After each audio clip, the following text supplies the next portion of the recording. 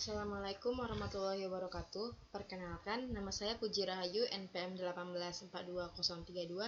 Di sini saya akan mempresentasikan hasil analisis saya di jurnal nomor 137 dengan judul Apakah kepemilikan manajerial, audit committee, sama quality audit itu memoderasi efek dari kecurangan terhadap nilai perusahaan.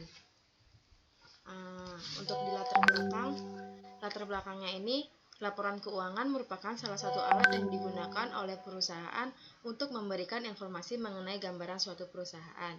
Laporan keuangan disajikan kepada para pemegang saham seperti manajemen.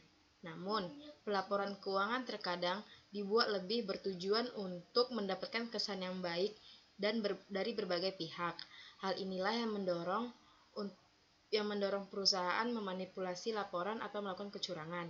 Nah, kecurangannya ini dilakukan dengan secara sengaja.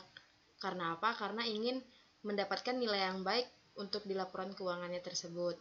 Terus kecurangan pelaporan keuangan yang telah dijelaskan dalam PSA, Pernyataan Standar Audit nomor 70, yaitu salah saji atau penghilangan laporan keuangan untuk mengelabui pemakaian laporan keuangan dalam efek yang timbul adalah ketidaksesuaian laporan keuangan dalam semua hal yang material dengan prinsip akuntansi berterima umum.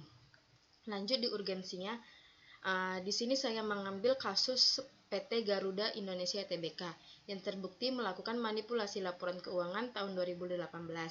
Manajemen PT Garuda Indonesia Tbk melakukan pencatatan laba bersih pada tahun 2018 sebesar 699,9 miliar. Tetapi setelah melakukan pengecekan pada tahun 2018, ternyata PT Garuda Indonesia Tbk seharusnya mencatat laba rugi bersih sebesar $175 juta atau sekitar 2,45 triliun. Dikutip dari CNN Indonesia 2019. Lanjut di topik penelitian. Di sini topik penelitian saya nilai perusahaan. Variabel dependen yang diteliti adalah nilai perusahaan. Nilai perusahaan dapat menunjukkan kesejahteraan dari perusahaan sehingga para pemegang saham akan mendorong manajer untuk meningkatkan nilai perusahaan semaksimal mungkin. Nilai perusahaan ini diukur dengan Tobin Skew.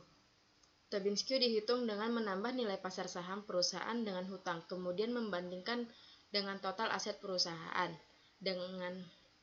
Jika analisis Tobin Q kurang dari 1, maka menandakan bahwa net book value-nya itu perusahaan lebih besar daripada nilai pasar saham.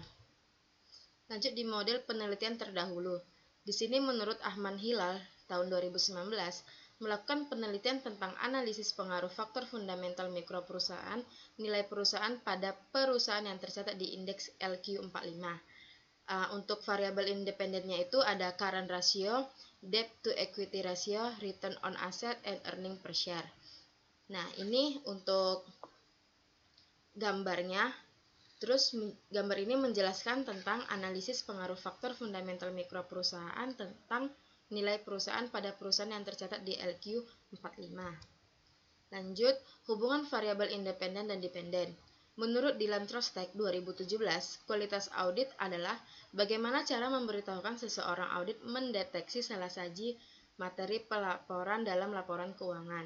Aspek deteksi adalah cerminan dari kompetisi auditor, sedangkan pelaporan adalah cerminan dari integritas auditor.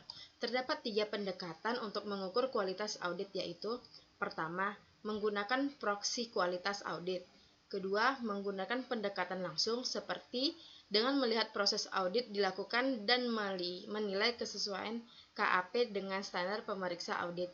Dan yang terakhir, menggunakan persepsi dari berbagai pihak tersebut terhadap proses audit yang dilakukan oleh KAP.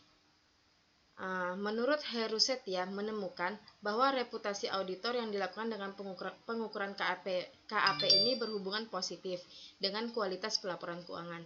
Dari sinilah saya mengambil hipotesisnya itu, apakah ukuran KAP berpengaruh positif terhadap nilai perusahaan? Lanjut, model dan hipotesis penelitian. Di sini model penelitiannya ada pelaporan keuangan penipuan, kepemilikan manajerial, komite audit, kualitas audit terhadap nilai perusahaan. Di mana hipotesisnya yang pertama, pelaporan keuangan yang mengandung kecurangan berdampak negatif pada nilai perusahaan. Yang kedua, kepemilikan manajerial memoderasi efek pelaporan keuangan yang curang pada nilai perusahaan. Yang ketiga, komite audit memoderasi dampak pelaporan keuangan yang curang pada nilai perusahaan. Dan yang terakhir, kualitas audit memoderasi pengaruh pelaporan keuangan yang curang pada nilai perusahaan.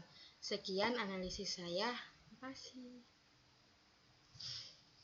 Nah, maju-maju jilbabku.